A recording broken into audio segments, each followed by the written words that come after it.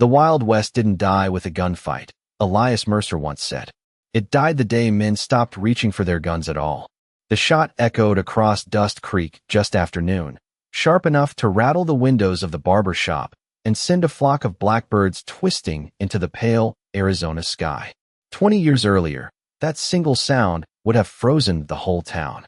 Chairs would scrape against saloon floors. Men would turn slow and careful, hands hovering near worn leather holsters. Horses would stomp nervously beside the hitching posts while old instincts crawled awake like wolves smelling smoke. But not today. Today, nobody moved. A woman in a blue cotton dress kept sweeping dust from her porch. Two railroad workers laughed over a card game beneath the shade outside the hotel. Even the sheriff barely looked up from his cup of coffee before muttering something under his breath and returning to his paperwork. The sound faded into the dry afternoon heat, as if it had never happened at all. Elias stood alone beside the water trough, one weathered hand resting against cracked wood gone silver with age. His gray beard shifted slightly in the desert wind while his pale eyes moved slowly across the street. Not angry, not surprised, just tired in a way only old cowboys understood. The town smelled different now, less like horses and leather, more like coal smoke and machine oil drifting from the railroad tracks half a mile east. Dust Creek used to be the kind of place where a man earned respect by surviving winter storms, cattle drives, and bad men with quick tempers. Now bankers arrived on clean trains wearing polished shoes that had never touched mud. The old saloon piano had been replaced by a brass phonograph imported from Chicago. Even the sheriff wore pressed black trousers instead of trail boots. Elias missed the boots most of all. Across the street, the young man who fired the shot stumbled out of the general store laughing, a revolver spinning loosely around his finger while his friends cheered like schoolboys. No fear in their faces. No caution. They treated the gun the same way city folk treated pocket watches. Just another object. Just another noise. Elias watched the revolver catch sunlight for a second before the boy tucked it carelessly into his belt. Then he spat tobacco dust into the street and wandered off toward the train station. Nobody stopped him. Nobody even cared enough to glare. The old cowboy lowered his eyes toward the dirt beneath his boots. He remembered when sounds meant something out here. A horse galloping after midnight. Spurs crossing a wooden floor. Silence before a storm. Back then, men listened because the land itself could kill you if you stopped paying attention. The frontier demanded respect. That was the rule. Always had been. Until the railroad came slicing through the desert like a steel knife. Elias lifted his head slowly as a whistle drifted across the valley. Low. Distant. Mechanical. The afternoon train from New Mexico. He hated that sound more every year. It didn't belong beneath western skies. It sounded too cold. Too clean. Like something built to erase everything that came before it. A warm gust carried red dust through town, brushing against faded signs and old hitching posts nobody used anymore. Elias adjusted the brim of his hat and started toward the stable at the edge of town, his boots moving slow against the hard-packed earth. Most folks barely noticed him now. To the younger crowd, he looked like a leftover photograph refusing to fade. A tall old rancher with tired shoulders and a sunburned face lined deep by 50 years beneath open skies. Some called him the last cowboy in Arizona. Others just called him old. Neither bothered him much anymore. Near the edge of town, he paused beside the abandoned saloon that once held more stories than church walls. Its windows were boarded now. Wind pushed softly through gaps in the wood, carrying the faint scent of old whiskey and dust. Elias stared at the doorway longer than he meant to. He could almost hear laughter inside. Card games. Boots scraping floors. Men arguing over cattle prices while harmonica music drifted beneath lantern light. Gone now. All of it gone. Funny thing about ghosts, came a voice behind him. Most don't realize they're ghosts. Elias turned slowly. The rider sat motionless beneath the fading afternoon sun about 30 feet away, mounted on a dark brown horse with silver threading braided into the mane. The man himself looked carved from dry earth and smoke. Long gray hair hung beneath a weathered Apache headband, and deep lines marked his face like riverbeds cut through stone. Across his shoulder rested a worn leather satchel darkened by age.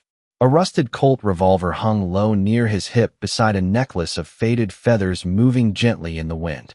Elias stared at him for several long seconds before recognition settled quietly into his chest.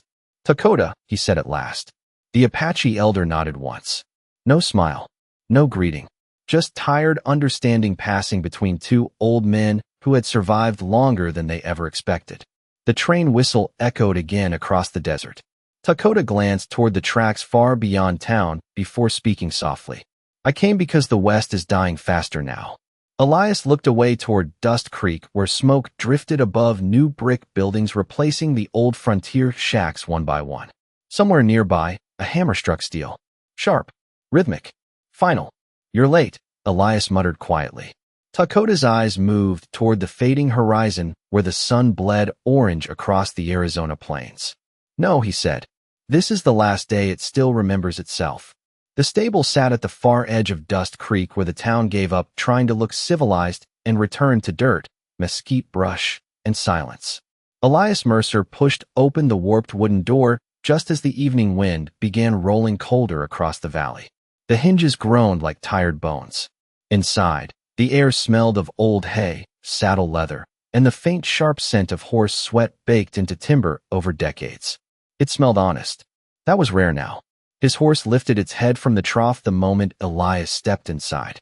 The old gray gelding moved slower than he used to, one front knee stiff from too many winters crossing rough country, but his eyes still held the calm patience of an animal that had survived long enough to stop fearing noise. Elias rested a hand against the horse's neck and stood there quietly for a moment. Outside, he could still hear the distant hammering from the railroad yard east of town. Steel against steel. Every strike sounded like another nail driven into the coffin of the old frontier. "You hear it too, do you not?" Dakota's voice drifted from the doorway behind him. Elias did not turn immediately. He kept rubbing the horse's neck while dust moved slowly through beams of orange sunlight spilling between the stable boards. "Hard not to," he muttered. Dakota stepped inside carefully, his boots almost silent against the packed dirt floor. He carried the desert with him somehow. Sage, smoke, dry wind rolling across empty miles. Even after all these years, Elias thought Apache men moved differently from white men. Less wasted motion. Like every step meant something. Dakota removed the worn leather satchel from his shoulder and set it gently atop an old barrel near the wall. The feathers tied to it stirred softly in the breeze. Elias noticed how faded they had become. Time had drained their color the same way it drained color from old photographs. "The town has grown weak," Dakota said quietly. Elias gave a dry laugh beneath his breath. "No, just comfortable." He walked toward a workbench near the rear wall, where broken saddle straps and rusted horseshoes lay scattered beside small tools blackened with age. A lantern hung nearby, though he had not lit it yet. The fading sun still carried enough strength to hold back darkness a while longer. "Comfort makes men weak," Dakota replied. Elias glanced toward him finally. "You sound like my father. Your father was not always wrong." That almost made Elias smile. Almost. He pulled an old coffee tin from beneath the bench and scooped grounds into a dented kettle already half full of water. The metal rattled softly while Dakota moved toward the stable entrance and looked back across Dust Creek. Evening had settled over the town now. Warm yellow light glowed from hotel windows where the old saloon once stood. Laughter drifted faintly through the street. A phonograph played somewhere in the distance. Not harmonica music. Not fiddle strings. Something polished and Eastern that sounded too neat for frontier dirt. "Do you remember when this town had no church?" Dakota asked. Elias snorted softly. "I remember when it had no jail. Men feared shame more than prison back then." Elias set the kettle above a small iron stove and struck a match. The flame flickered weakly before catching hold. For a while neither man spoke. The fire crackled low beneath the kettle while twilight deepened beyond the stable doors. Somewhere outside, a train whistle moaned across the valley again. Long and lonely. Dakota's face tightened slightly at the sound. "That machine cries like a dying animal," he said. Elias leaned against the bench. "It brings money. So did gold." Dakota looked toward him slowly. But men killed mountains searching for it. Silence settled between them again. Heavy silence. The kind shared only by old men carrying memories too large for words.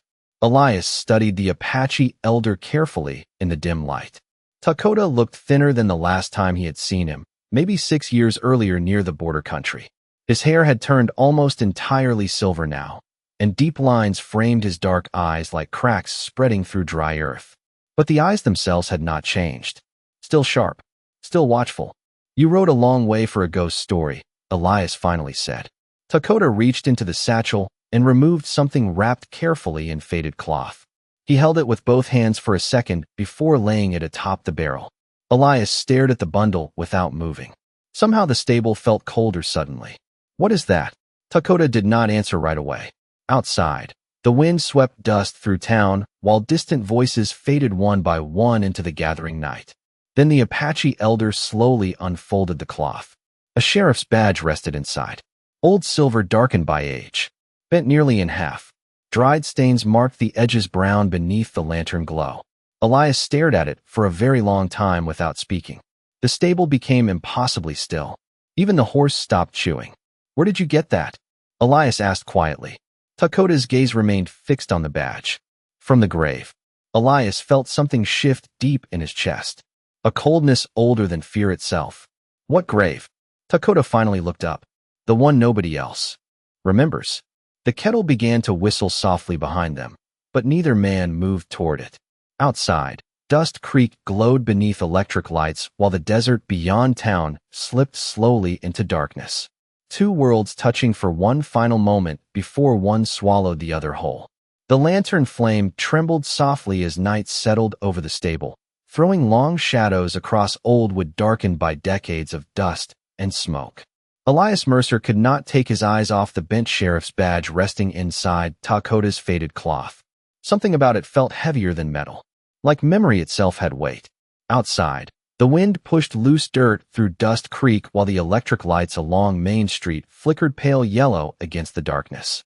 Elias hated those lights. They erased the stars. "Whose grave?" he finally asked. Dakota did not answer immediately. He moved slowly toward the stable entrance and looked out toward the sleeping town. A freight train groaned somewhere far off in the desert, iron wheels grinding against steel like some giant creature dragging chains through the night. "A lawman," Dakota said at last. "One who remembered what honor meant." Elias leaned against the workbench, crossing his weathered arms. "That does not explain why an Apache elder rode 200 miles carrying his badge." Dakota lowered his eyes. "Because men from the railroad found the hill 3 weeks ago." Elias felt his jaw tighten slightly. "What hill?" Dakota turned toward him slowly. "The one where he sleeps." Silence filled the stable again. Elias reached for the coffee kettle and poured 2 cups into chipped enamel mugs resting nearby. His hands moved steady from habit even while his thoughts turned darker. He handed 1 cup to Dakota. The Apache elder accepted it with a quiet nod. Steam rose between them, carrying the bitter scent of burnt coffee beans and old frontier nights. "You ever notice," Elias muttered softly, "how every problem in this country starts with a man claiming he discovered something?" Dakota almost smiled at that. Almost. This time they discovered silver. Elias let out a tired breath through his nose. Of course they did. Silver, gold, copper, oil. Men tore apart mountains chasing shiny things, then acted surprised when the land stopped loving them back. And the grave sits where they want to dig. Dakota nodded once. "The railroad company plans to blast through the hill before winter." Elias stared down into his coffee. The black surface trembled faintly from the distant vibration of another passing train somewhere beyond town. He remembered when nights sounded different.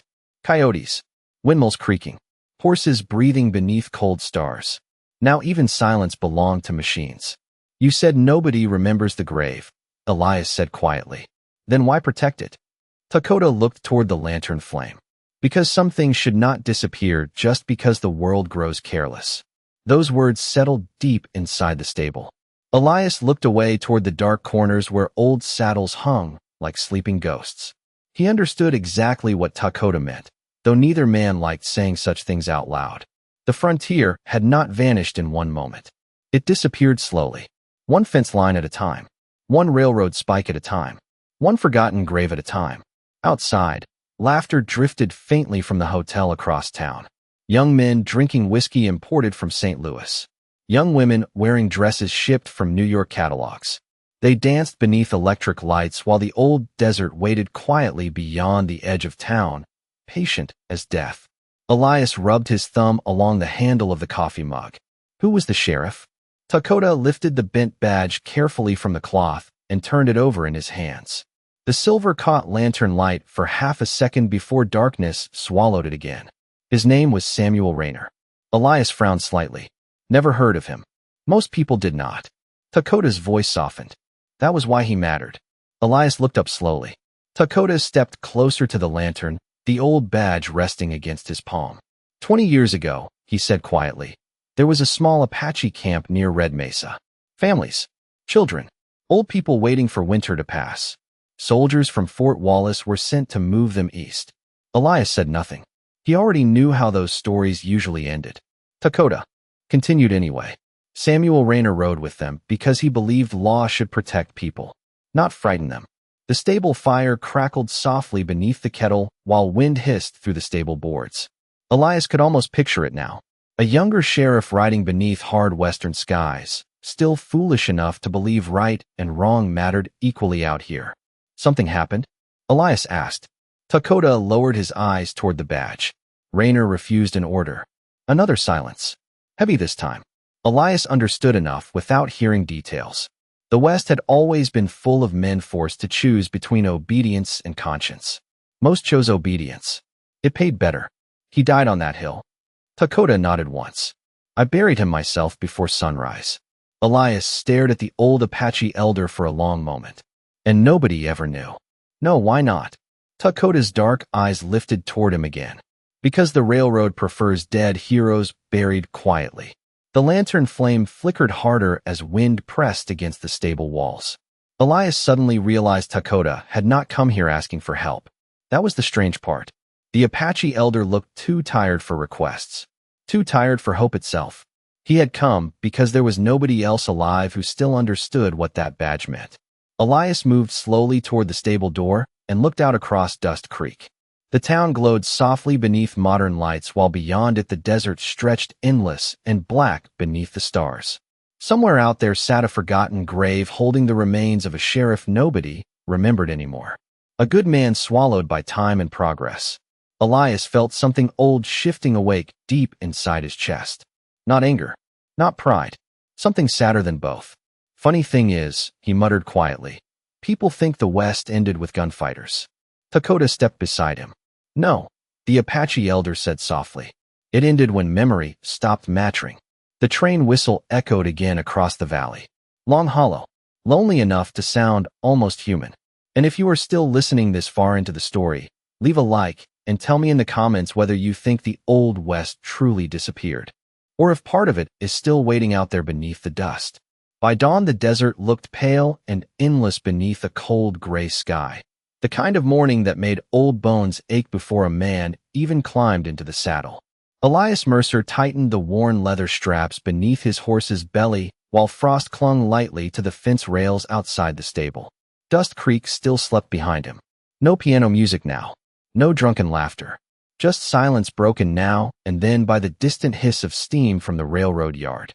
Dakota stood near the hitching post wrapped in his faded wool blanket, watching the eastern horizon slowly burn orange beneath the rising sun. He had barely slept. Elias could tell by the shadows beneath the old Apache's eyes. How far is this hill? Elias asked while adjusting the rifle scabbard beside his saddle. Dakota answered without turning. About 30 miles north. Elias grunted softly. Could have mentioned that last night. You still came. Elias paused for half a second at that. Then he pulled himself into the saddle with the slow care of a man no longer young enough to move without thinking first. The leather creaked beneath his weight. Dakota mounted his own horse smoothly despite his age. Some men lost strength with time. Apache men seemed to lose only speed. Together they rode out just as the first sunlight touched the rooftops of Dust Creek. The town looked strange from a distance. Smaller somehow. Fragile. Thin columns of chimney smoke curled upward into the cold morning air, while railroad tracks stretched east like long scars carved across the valley floor. Elias remembered when buffalo grass covered that land untouched for miles. Now telegraph poles marched beside the rails in stiff wooden lines, carrying voices faster than horses ever could. I still hate those things, Elias muttered, eyeing the poles. Dakota glanced toward them. They remind men they are never alone. Elias spat into the dust. That is exactly the problem. They rode north through open desert, where red rock formations rose like broken cathedral walls beneath the brightening sky. Wind swept across the plains carrying the scent of dry sage and distant cedar smoke. Elias felt calmer the farther they moved from town. Out here, the world still remembered itself a little. Hoofbeats sounded honest against dirt. Silence still mattered. After about an hour, Dakota finally spoke again. Samuel Rayner came from Kansas. Elias adjusted his hat slightly against the growing sunlight. Sheriff. Dakota nodded. Before the badge, he fought in the war between the states. Elias frowned. Which side? The losing one. Elias gave a low grunt beneath his breath. That explains why he came west.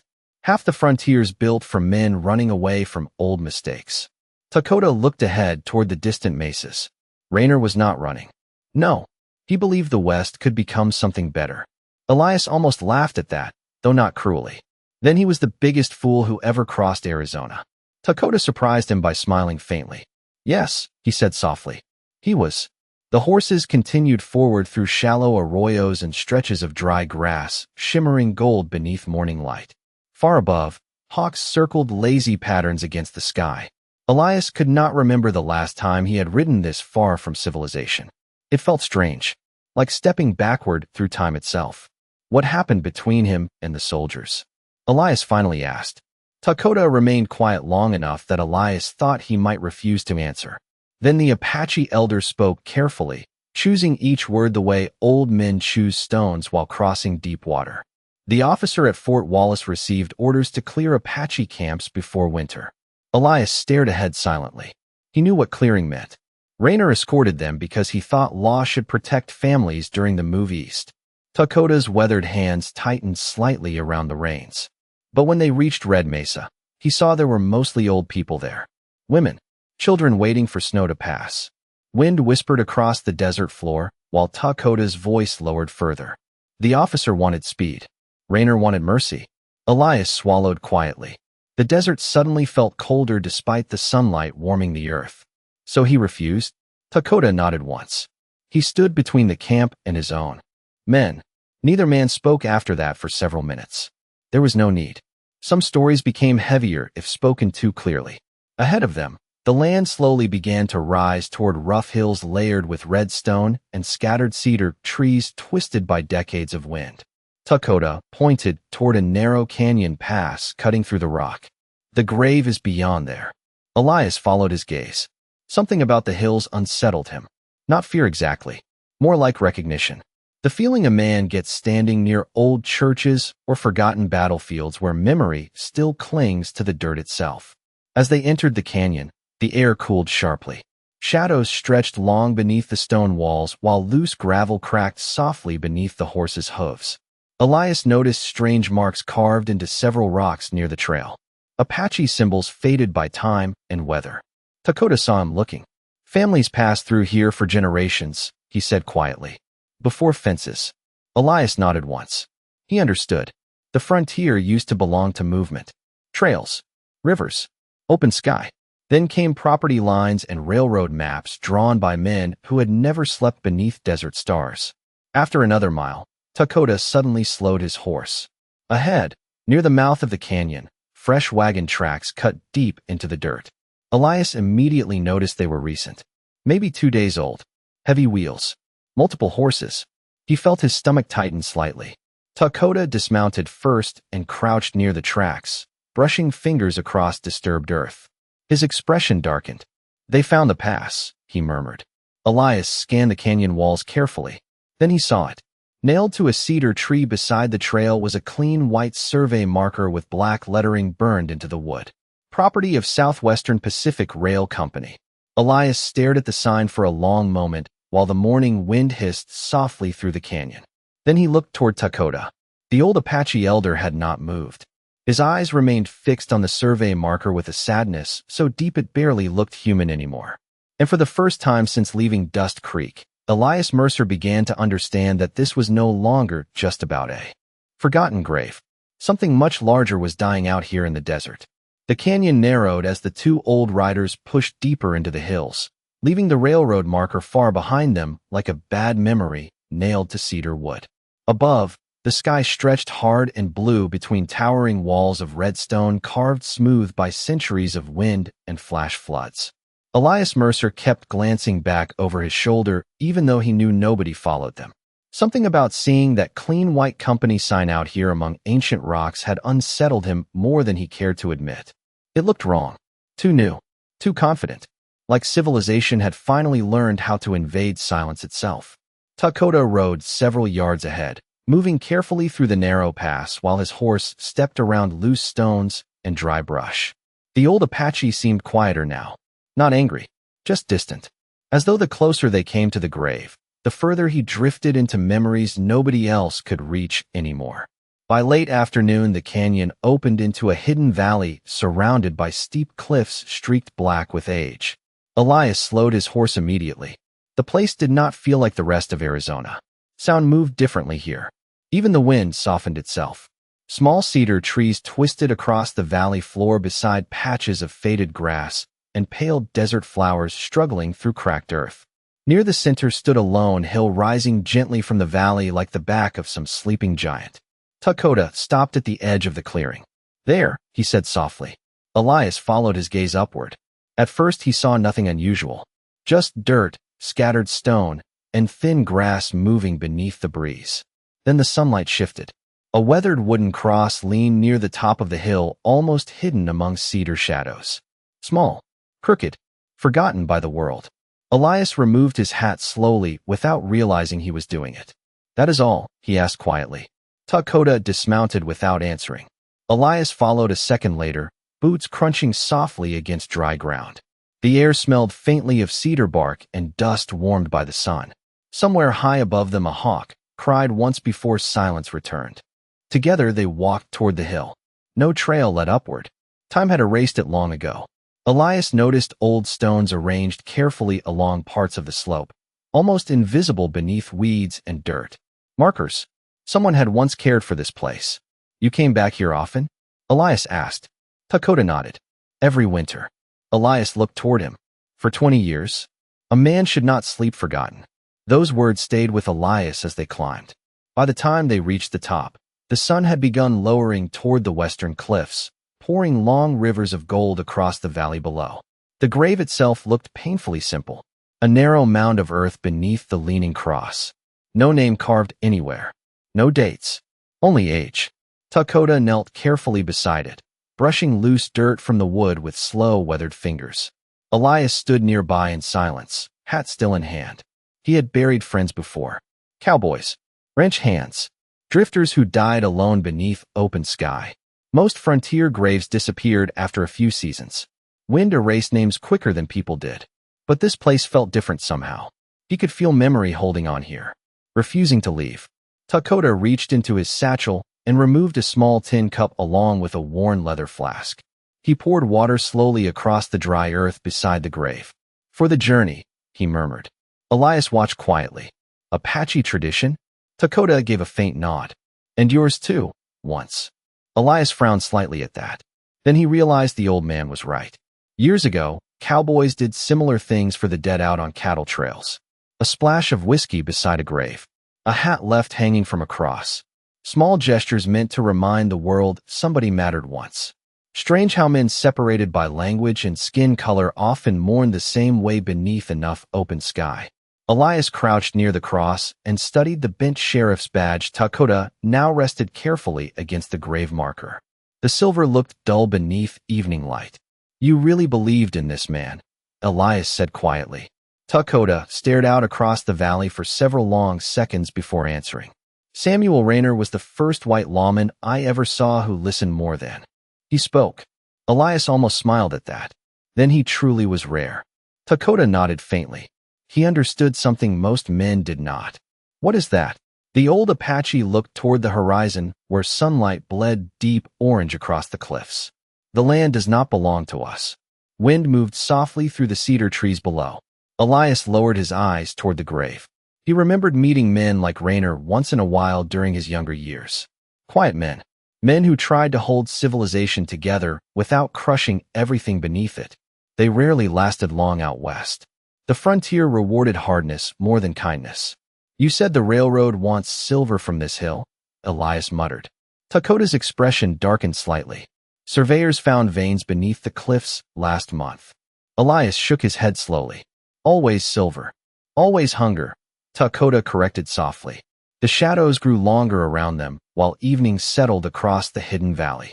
Elias suddenly noticed something near the far side of the grave. Half buried beneath dirt and weeds rested an old rusted object. He leaned closer and carefully brushed away the soil with his fingers. A revolver. Old Colt cavalry model. Weathered almost beyond recognition. Elias stared at it for a long moment. His? Takota nodded. I buried it with him after the snow melted. Elias lifted the revolver carefully. The metal felt cold despite the warm evening air. One side carried deep scratches worn by years in a holster. A lawman's weapon once carried daily beneath frontier skies. Now little more than rust and memory. Elias looked toward the valley below where modern America slowly crept closer one railroad tie at a time. Then he glanced back toward the lonely grave atop the hill. For the first time since leaving Dust Creek, he understood what Takota truly feared. It was not the destruction of a grave. It was the destruction of proof that honorable men had ever existed out here at all.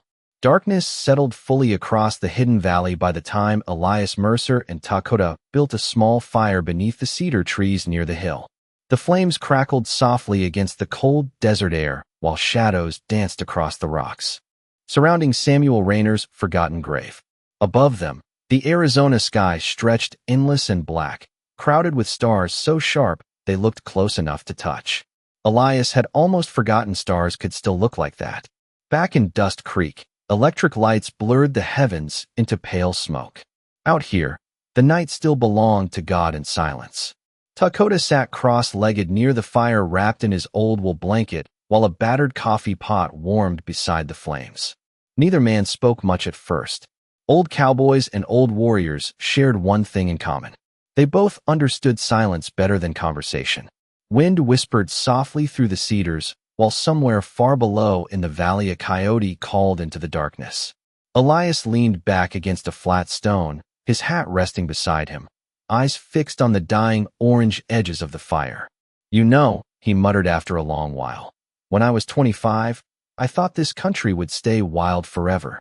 Takota looked toward him quietly. Elias gave a faint, tired smile. Funny thing about young men.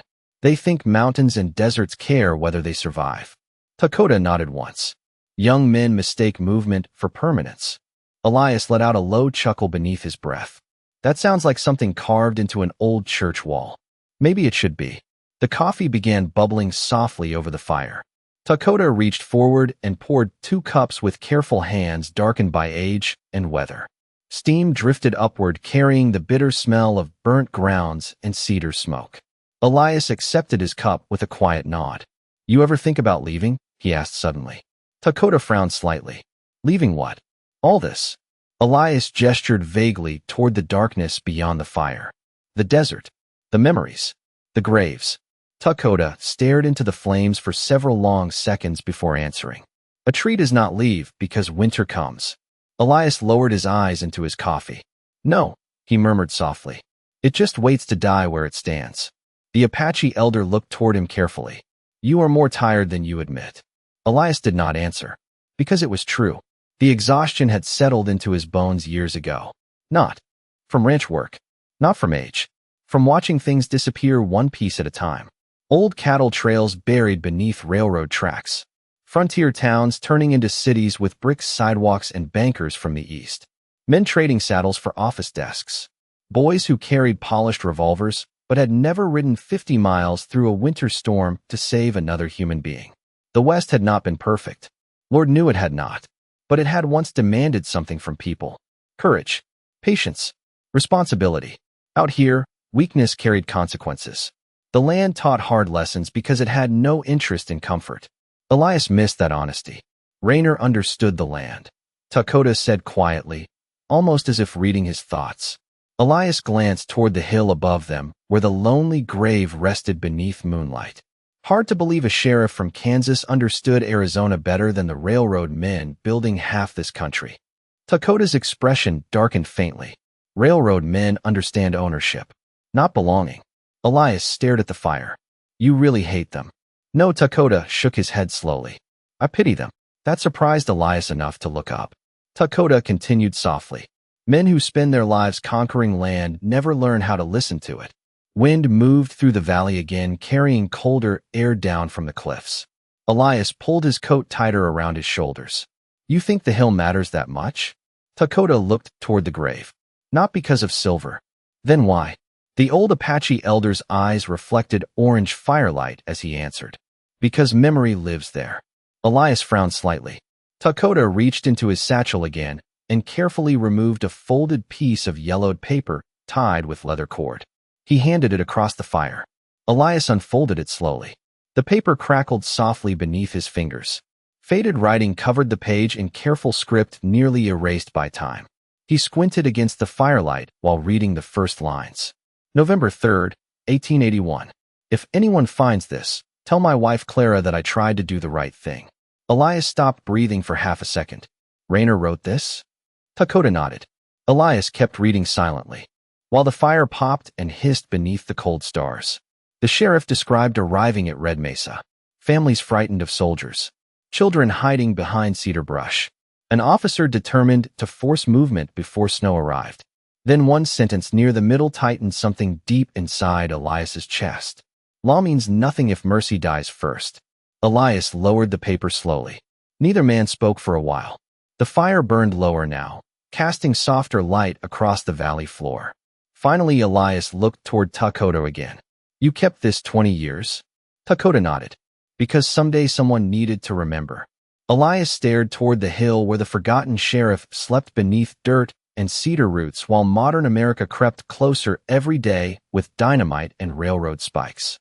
For the first time in many years, Elias felt ashamed of how easily he had accepted the world changing around him. He had watched towns lose their soul piece by piece and told himself that was simply time doing what time always did. But maybe forgetting honorable men was not natural after all. Maybe forgetting was a choice. Far below, a distant whistle echoed faintly through the night. The railroad. Even out here it found ways to remind them the future was coming whether they welcomed it or not. Elias folded the letter carefully and handed it back. What happens when the company arrives? He asked quietly. Dakota's weathered face remained calm, though sadness moved behind his eyes like deep water beneath ice. Then we see whether this country still remembers what honor costs. The fire crackled softly between them while stars burned cold above the valley. And if you have stayed with this story all the way to this moment, thank you for riding beside these old souls through the fading dust of the frontier. Morning arrived cold and colorless over the hidden valley. Thin silver light crept slowly across the cliffs while the last embers of the fire glowed faint red beneath drifting ash. Elias Mercer woke before sunrise the way old ranchers always did, not because he wanted to, but because decades of cattle drives and winter storms had trained his body to distrust sleeping too long. He sat quietly beneath his blanket listening to the desert breathe around him, wind through cedar branches, small stones shifting somewhere in the dark. A distant hawk greeting dawn from high above the canyon walls. For a few peaceful moments, the world almost sounded young again. Then came the whistle, faint, mechanical, far away beyond the hills. Elias closed his eyes slowly. Even out here, the railroad found ways to invade silence. Across the dying campfire, Dakota already sat awake beside the grave, his back straight despite the cold, dark eyes fixed on the horizon where pale sunlight slowly pushed aside the stars. The old Apache had barely moved all night. He looked less like a man resting and more like a guardian refusing to sleep beside something sacred. Elias pulled himself to his feet with a quiet groan and walked toward the hilltop. Frost clung lightly to the dry grass beneath his boots. You ever stop thinking? He muttered. Dakota gave the faintest hint of a smile. Thinking keeps old men alive. Elias rubbed his stiff hands together against the cold. No, regret keeps old men alive. Thinking just gives regret company. Dakota nodded slightly as though that answer made perfect sense. Below them, morning light spread across the hidden valley in long golden bands. The grave looked smaller during daylight, just a crooked cross and weathered dirt among cedar roots. Strange how something so small could carry the weight of an entire forgotten world. Elias stared toward the valley entrance where the survey marker still stood nailed to the cedar tree, bright white against ancient stone. Civilization announcing ownership over memory itself. They will come soon, Dakota said quietly. Elias grunted. Railroad men always come soon once money gets involved. Dakota looked toward him. And when they do? Elias did not answer immediately. He already knew the truth. Two old men could not stop the railroad. The country itself moved behind those tracks now. Banks, politicians, factories back east.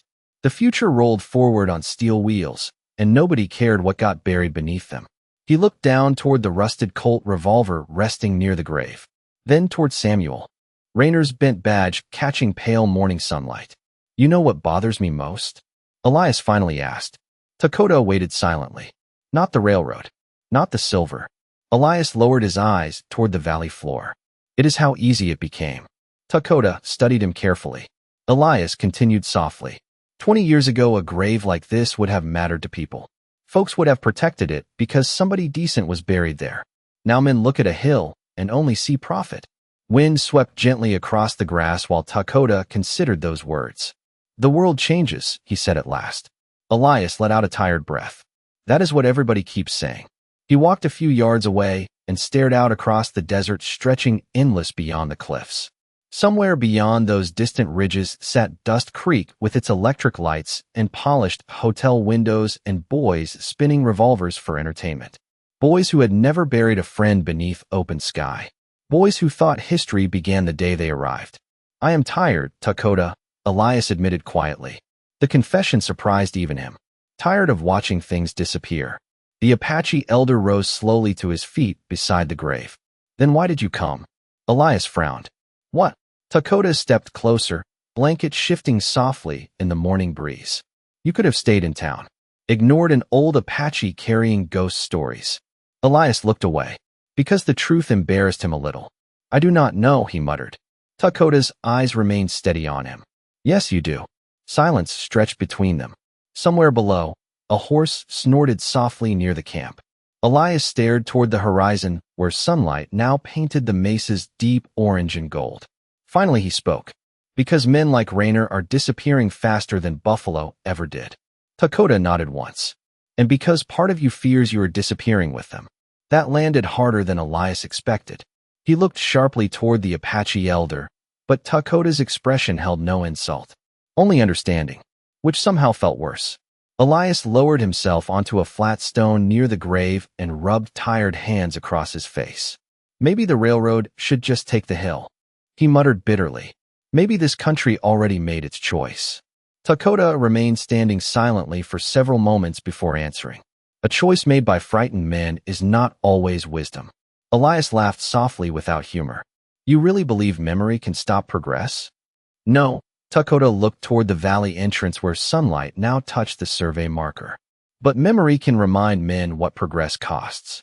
The words hung quietly in the cold morning air. Elias stared at the grave again. Samuel Rayner, a sheriff nobody remembered. A decent man buried without honor because history moved too quickly for kindness to survive inside it. Elias suddenly understood something painful then. The railroad was not truly destroying the hill. Time was. The company merely arrived to finish the job everyone else started by forgetting. Wind whispered through the cedar trees again, carrying the faint smell of smoke from somewhere beyond the canyon. Elias noticed it immediately. So did Dakota. Both men turned slowly toward the valley entrance. Thin gray smoke curled faintly upward beyond the rocks far below. Campfire smoke. Fresh. Elias stood carefully, old instincts waking inside him despite his age. We are not alone anymore, he said quietly. Dakota's eyes narrowed toward the canyon pass. No, the Apache elder murmured softly. And men who arrive this early rarely come to pray. The smoke rose slowly beyond the canyon like a warning too calm to ignore. Elias Mercer narrowed his eyes toward the valley entrance while the cold morning wind tugged softly at his coat. He could smell cedar burning now beneath the sharper scent of dust and horse sweat drifting through the pass. Fresh campfire. Maybe 3 men. Maybe more. Old instincts moved quietly through him like something waking after years of sleep. Dakota walked toward his horse without hurry, though Elias noticed the Apache elder's shoulders tighten beneath the wool blanket. Railroad scouts? Elias asked softly. Dakota shook his head once. No, how can you tell? Railroad men travel loudly. Elias listened carefully. No wagon wheels. No hammering tools. No laughter echoing through the canyon. Whoever waited beyond the rocks understood silence. That alone made him uneasy. The two old men saddled their horses without another word. Leather creaked softly while morning sunlight spilled deeper into the valley, washing the grave hill in pale gold. Elias glanced toward Samuel Rayner's crooked cross one last time before mounting. Strange how quickly a place could begin feeling sacred once a man understood what had been buried there. Dakota led the way down the slope through cedar shadows while small stones shifted beneath the horse's hooves. Neither man reached for a weapon. Not yet. This was still old frontier country. A man survived longer by listening before threatening. As they neared the canyon entrance, the smell of smoke thickened.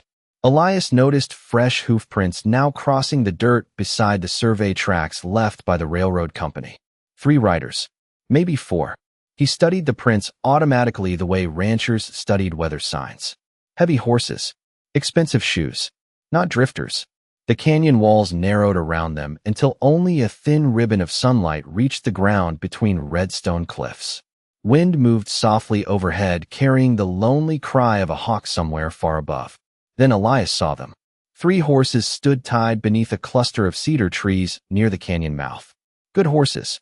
Well fed. One carried a polished saddle with silver trim too clean for desert work.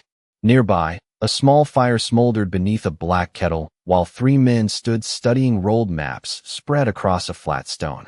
Railroad men. Elias recognized the type instantly. Pressed trousers. Expensive coats dusty only at the edges. Men who traveled west carrying ownership papers instead of survival skills.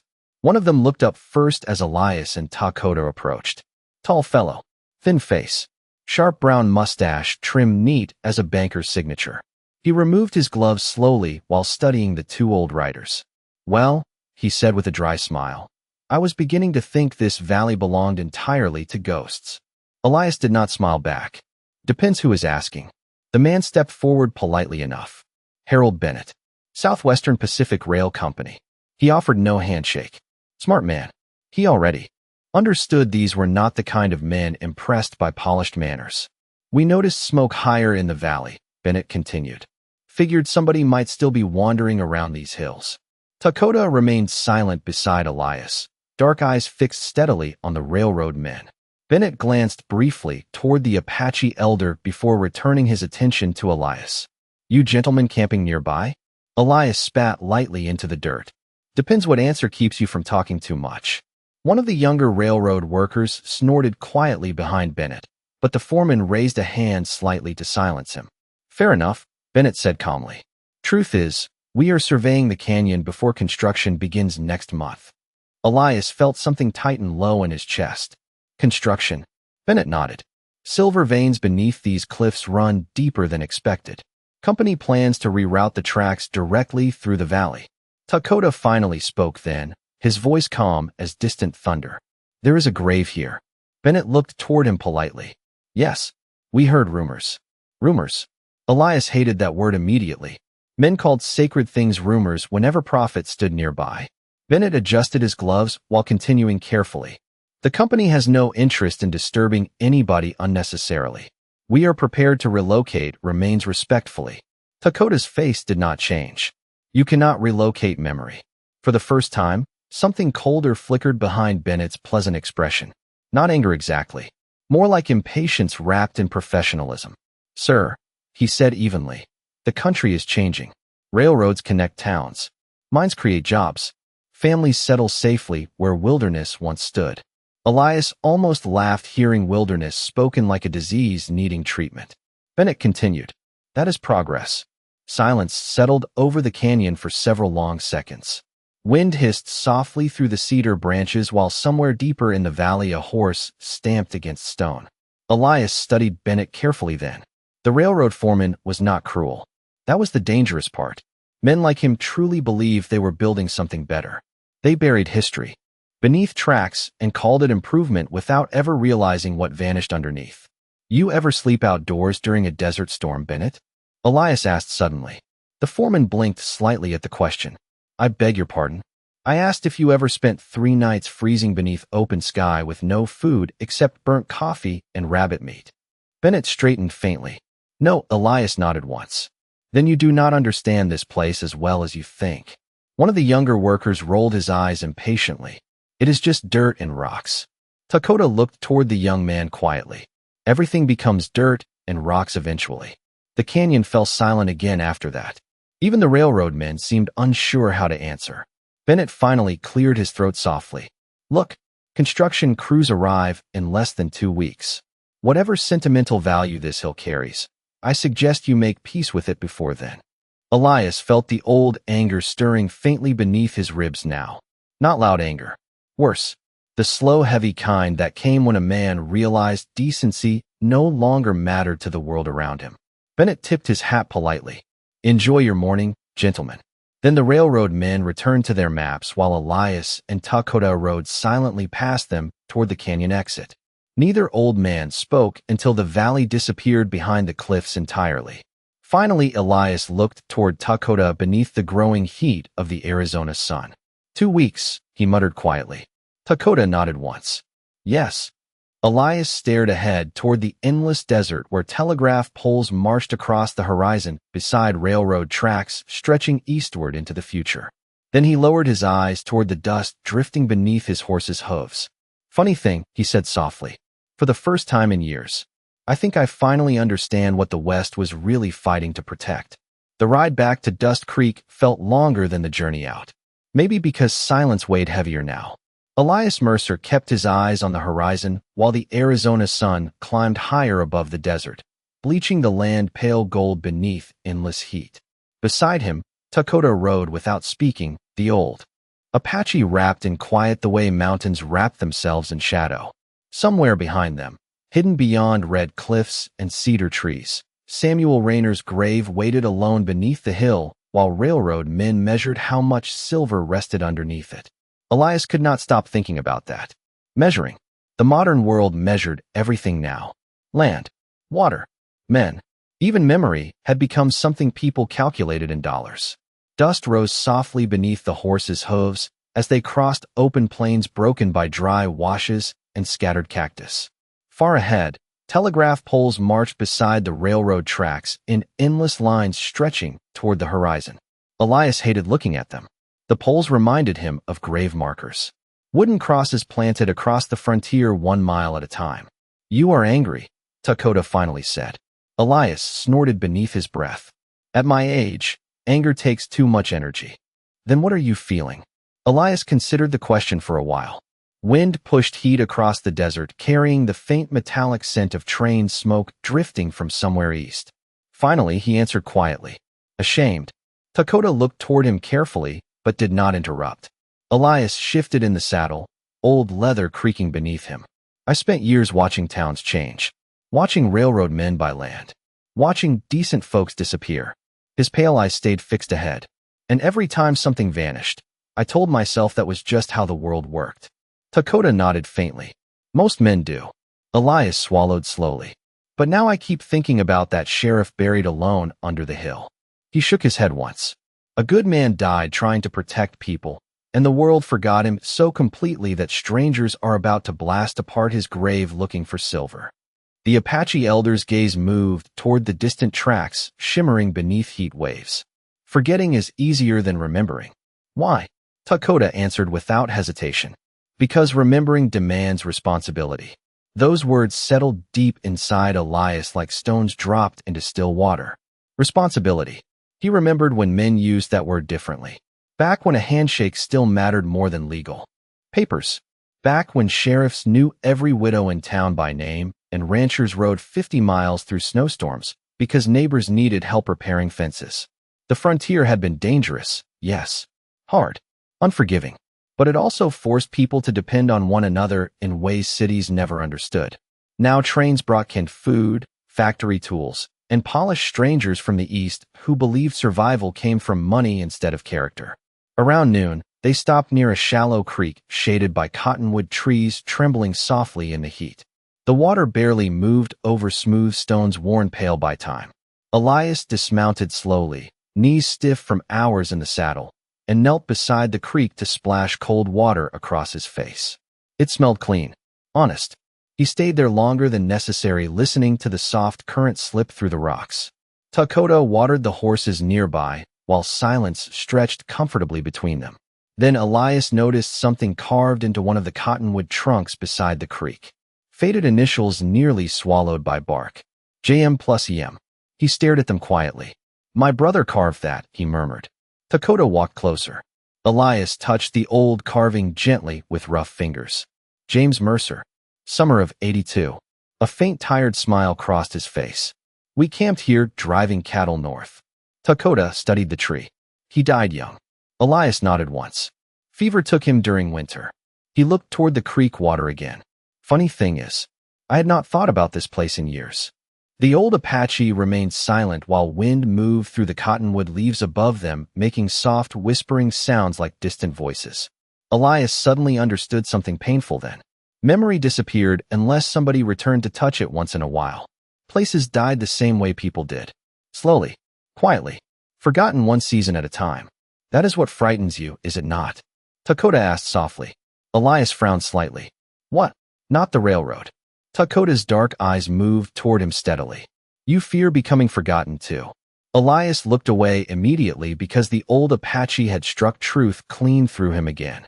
He stared across the dry plains where sunlight shimmered against distant rails. A younger version of himself once believed cowboys would live forever in stories and songs. Now boys in Dust Creek barely looked up when an old rancher walked past. They admired bankers more than trail riders, machines more than horses, comfort more than courage. Maybe forgetting is natural, Elias muttered bitterly. Maybe every generation buries the last one. Takeda crouched beside the creek, running weathered fingers through the water. No, he said quietly. Greedy men bury the past because memory slows them down. Elias looked toward him. The Apache elder lifted his hand from the creek, droplets falling slowly back into the current. A man who remembers sacrifice asks harder questions before selling his soul. Wind swept gently through the cottonwoods again. Somewhere overhead a hawk circled against the hard blue sky. Elias leaned back against the tree trunk and closed his eyes for a moment. He could almost hear his younger brother laughing beside this same creek decades earlier. Smell coffee boiling over campfire flames. Hear cattle moving restless beneath moonlight. Those memories still lived here because the land remembered even when people stopped trying. Finally, Elias opened his eyes and looked toward Takoto again. What happens if we fail? He asked quietly. The old Apache stared downriver where sunlight danced softly across moving water. Then the hill disappears, he answered. And someday children will ride trains across this desert without ever knowing a decent man once gave his life trying to protect strangers beneath those cliffs. Elias lowered his eyes slowly. Somehow that possibility hurt more than he expected. Because deep down he knew Takoto was right. Once memory vanished completely, the frontier would truly be dead at last. By the time Elias Mercer and Takoto rode back into Dust Creek, the town no longer felt familiar. Maybe it was the late afternoon light turning every building gold and gray beneath drifting railroad smoke. Maybe it was the sound. Hammers striking steel near the train yard. Men shouting measurements across stacks of timber. Steam hissing from iron engines like giant beasts breathing beside the tracks. The whole town sounded restless now. Hungry. Like something waiting to consume whatever still remained of the old frontier. Elias slowed his horse near Main Street and noticed fresh posters nailed beside the general store windows. Southwestern Pacific Expansion Project. Employment opportunities available. Men gathered nearby reading the notices with hopeful expressions. 2 bowls of stew. The girl hesitated briefly before glancing toward Takeda. For him too. Elias looked up slowly. The waitress immediately lowered her eyes. That is usually how numbers work, Elias muttered. Her cheeks flushed red before she hurried away toward the kitchen. Takoto sat calmly across from him, as though he had experienced such moments too many times to notice anymore. Outside the window, Railroad workers moved beneath hanging lanterns, stacking supplies beside the tracks, while telegraph wires hummed faintly overhead in the cooling evening air.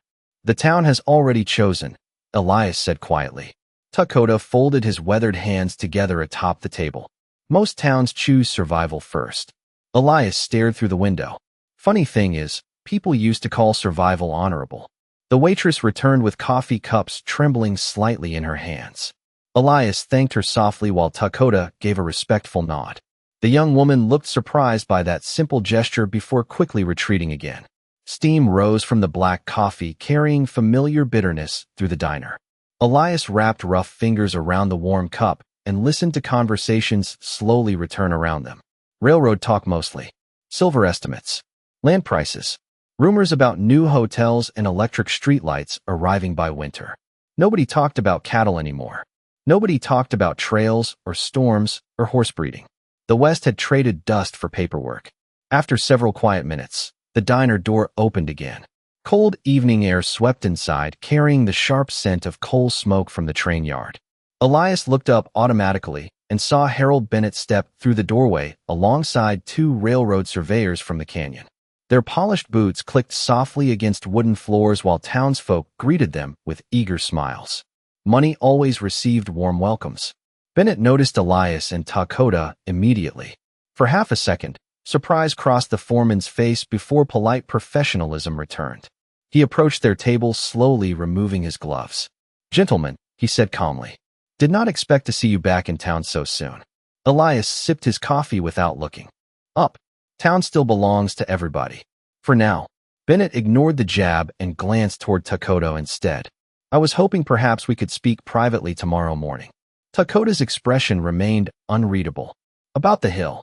Bennett nodded once. "The company wishes to avoid unnecessary conflict."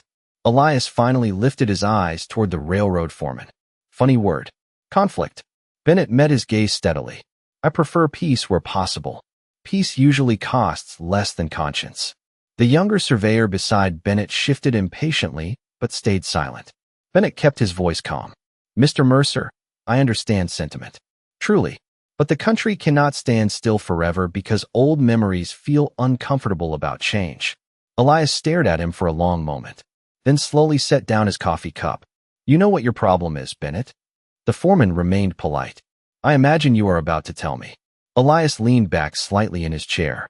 "You think progress and decency are the same thing." The diner quieted again around them. Bennett's jaw tightened faintly, though his voice stayed measured. "No, I think progress feeds families. So did the land before men started carving it apart." Silence settled heavy across the room. Even the clatter of dishes from the kitchen seemed distant now. Finally, Bennett adjusted his gloves and nodded once toward Dakota.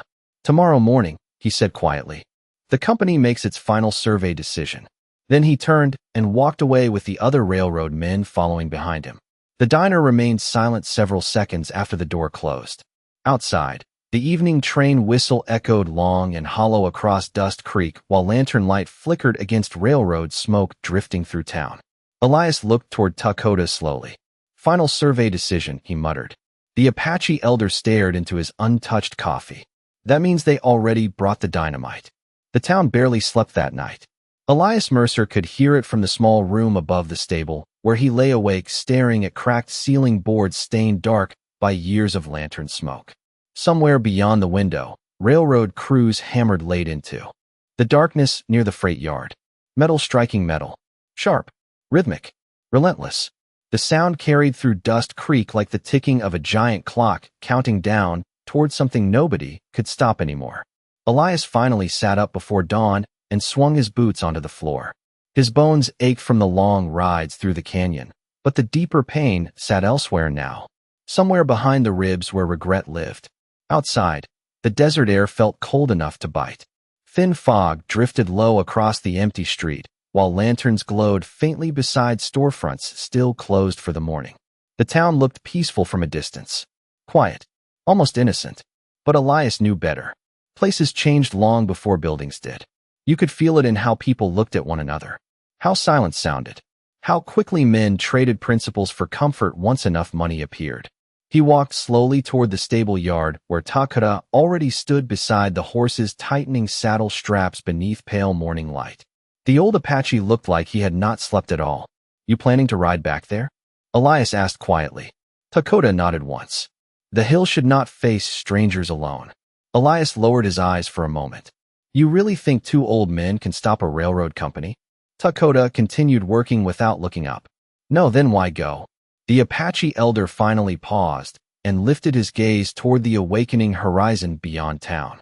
"Because some things deserve witnesses." Those words stayed with Elias as they mounted their horses and rode slowly through the sleeping streets of Dust Creek. A few townsfolk watched from windows while the two old riders passed beneath telegraph wires humming softly overhead. The world around them already felt newer than it had the week before. Cleaner, faster, more certain of itself. Elias hated certainty, especially in men who had never buried friends beneath desert sky.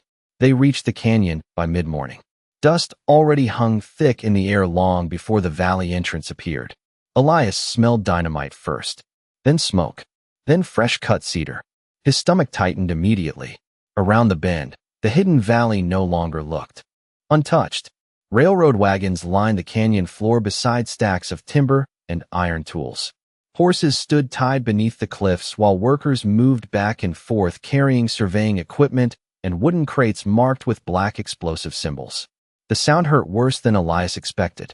Hammers, chains, men shouting measurements across sacred ground they did not understand. It felt like watching strangers tear apart an old church for firewood. Takada dismounted before anyone noticed them. His dark eyes remained fixed on the hill where Samuel Rayner's grave rested beneath the crooked cross. Elias followed his gaze and felt his chest grow heavy. Fresh stakes surrounded the hill now. Red flags fluttered beside chalk markings painted across the dirt where railroad crews planned to drill. Harold Bennett stood near the center of the valley reviewing maps beside several foremen when he finally spotted the two old riders approaching. His shoulders lowered slightly as though part of him expected this moment all along. "Mr. Mercer," he called calmly once they drew closer. "Mr. Takada." Neither man answered immediately. Takada walked straight toward the hill without asking permission. Workers nearby slowed to watch him pass. Something about the old Apache's silence unsettled them more than anger would have. Bennett removed his gloves carefully before stepping toward Elias. "I was hoping we could settle this peacefully." Elias glanced around the valley. "Looks peaceful already. You brought half the railroad with you." Bennett ignored the sarcasm. "Construction begins tomorrow morning." Elias stared toward the red flags surrounding the grave. "So that is it then." Bennett folded his hands behind his back. "The country moves forward, Mr. Mercer. It always has." Elias looked toward the workers unpacking crates of dynamite beneath the cliffs. Most of them were young, too young to understand what they stood on top of. To them, this was just another job, another paycheck beneath western skies. "You ever wonder," Elias asked quietly, "how many decent things disappeared because somebody called it progress?" Bennett studied him carefully. "I understand your feelings." "No," Elias interrupted softly. "You understand profit." For the first time, irritation flickered openly across Bennett's face. "This railroad feeds towns. It creates futures. You speak like preserving one forgotten grave matters more than living families." Elias turned slowly toward him then. The morning wind moved dust across the valley while workers watched from a distance pretending not to listen. "That grave matters because it proves honorable men once existed out here." Bennett sighed tiredly. "Mr. Mercer, the world cannot survive on memory alone." Elias looked toward Takada, standing silently beside Samuel Rayner's cross atop the hill. The old Apache had removed his hat now, weathered face lifted toward the desert wind moving softly through cedar branches. Alone among railroad stakes and dynamite crates, he looked impossibly small against the machinery of the modern world, yet somehow steadier than all of it. "Maybe not," Elias murmured quietly, "but a world without memory stops deserving its future." Silence settled heavily across the valley after that. Even the workers seemed unsure where to look. Then one of the younger railroad men near the wagons laughed awkwardly beneath his breath. "It is just an old grave." Elias heard the words clearly. So did Takada. The Apache elder slowly lowered his eyes toward the worker, though his voice remained calm when he spoke. No wind swept across the hill carrying dust around the crooked cross, while every sound in the valley seemed to fade for one strange suspended moment. It is the last place in this desert where a good man was remembered for doing the right thing instead of the profitable thing. Nobody answered him.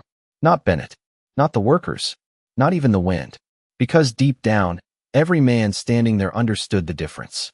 The valley remained silent long after Dakota finished speaking. Wind drifted softly through the cedar trees while the red railroad flags snapped against the dry Arizona air like tiny warnings nobody wanted to hear. Elias Mercer stood near the base of the hill, watching the workers carefully. Most had lowered their eyes now. A few shifted uncomfortably beside the crates of dynamite. Even Harold Bennett no longer looked certain of himself. That surprised Elias most of all, because certainty was the true fuel of progress. The moment a man began questioning himself, the machine slowed down. Somewhere high above, a hawk circled slowly against the pale afternoon sky. Its shadow moved across the hill for half a second before disappearing into the grass around Samuel Rayner's grave. Dakota remained beside the crooked cross, one weathered hand resting gently against the old wood as though greeting an old friend for the last time. Elias suddenly realized how tired the Apache elder looked. Not physically, spiritually, like a man who had spent too many years carrying memory for people who no longer wanted it. Bennett finally cleared his throat softly. Mr. Dakota, he began carefully, nobody here wishes disrespect. Dakota did not turn around.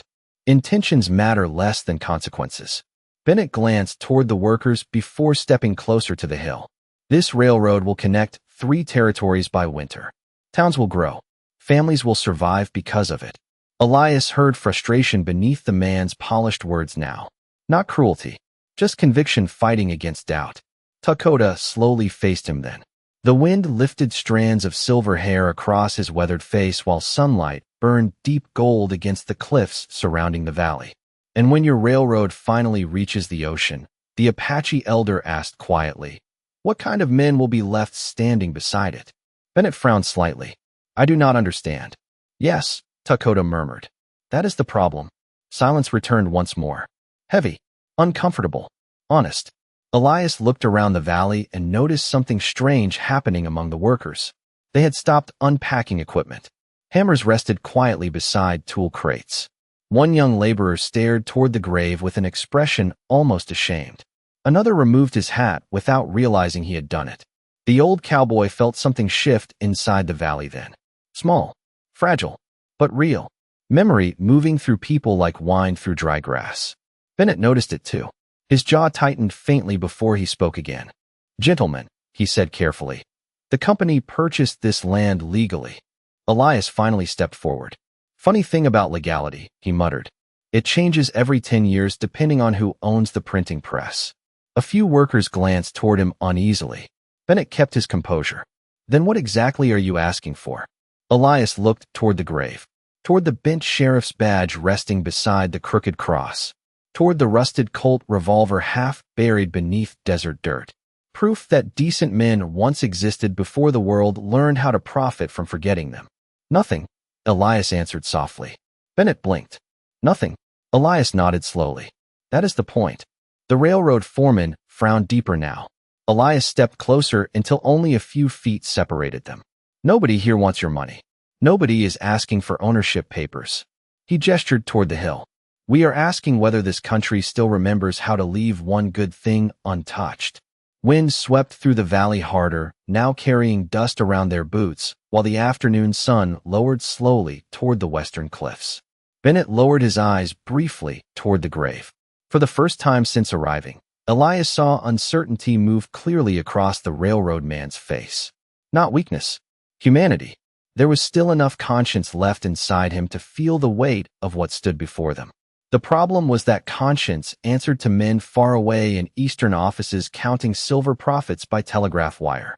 One of the younger workers suddenly spoke from near the wagons. Sir, Bennett turned toward him sharply. The young laborer hesitated before continuing. Maybe there is another route through the canyon. Another worker nodded slowly beside him. Might cost more timber, but he glanced awkwardly toward Dakota. The hill would stay untouched. Bennett stared at them in disbelief. You realize rerouting the line delays construction by months. Nobody answered. The valley grew strangely quiet again except for the soft movement of wind through cedar branches. Elias looked around slowly. He saw it now in their faces. Not rebellion. Recognition.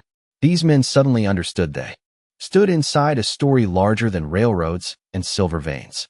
They were deciding what kind of country America intended to become. A place that buried honorable men beneath dynamite because profit demanded speed. Or a place capable of stopping long enough to remember why honor mattered at all.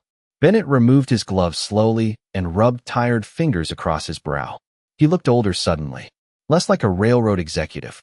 More like a man trapped between progress and conscience. Finally, he turned toward Tuckoto again. Who exactly was Samuel Rayner? The Apache elder gazed toward the grave while the late sunlight painted the valley deep amber and gold. A man who chose mercy when fear would have been easier. Bennett swallowed quietly. Elias noticed several workers looking away now, ashamed perhaps of how casually they unloaded dynamite beside a forgotten grave only an hour earlier. The old cowboy stepped beside Tuckoto atop the hill. For a moment neither man spoke. They simply stood together in the fading sunlight, while below them the modern world paused uncertainly among wagons, railroad maps, and steel tools. Then Elias looked toward the workers and finally understood something that had taken him nearly 67 years to learn. The frontier had never truly been about guns or cattle or lawless towns. It had always been about whether ordinary people could still choose decency when greed became easier. The West was dying because too many men stopped choosing. The railroad tracks eventually reached the Western Ocean just like men such as Harold Bennett promised they would. Towns grew larger. Telegraph wires multiplied across the frontier like spiderwebs stretched between poles of cedar and iron. Dust Creek changed faster than anyone imagined. Wooden storefronts became brick buildings. Horses slowly disappeared from Main Street, replaced by wagons hauling machinery and polished automobiles from the east. The old saloon where cowboys once argued beside whiskey glasses turned into a hotel with electric chandeliers glowing through its windows every night. Children born after the railroad arrived grew up believing the frontier had always been civilized.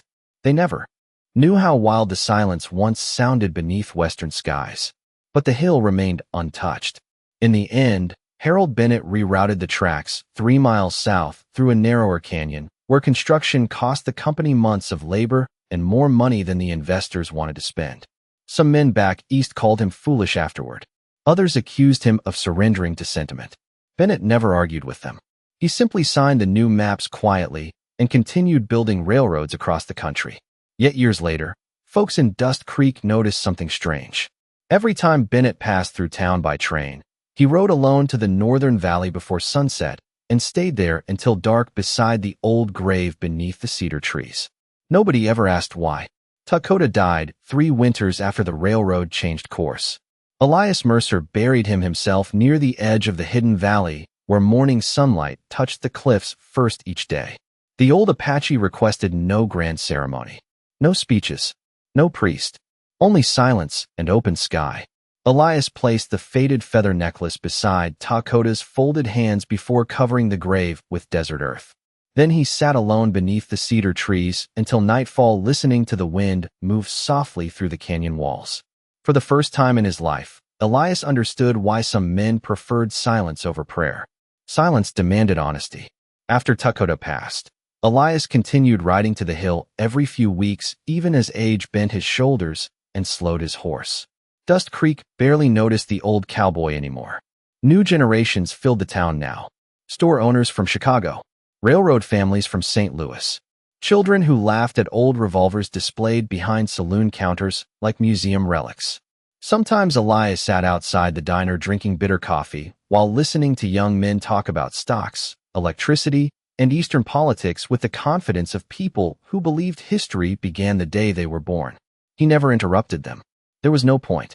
A man could not explain the soul of the frontier to someone who had never feared freezing beneath open sky or riding 40 miles through darkness to help a stranger. Some lessons belonged only to the land itself. One autumn evening nearly 15 years after the railroad changed course, Elias rode north to the valley one final time.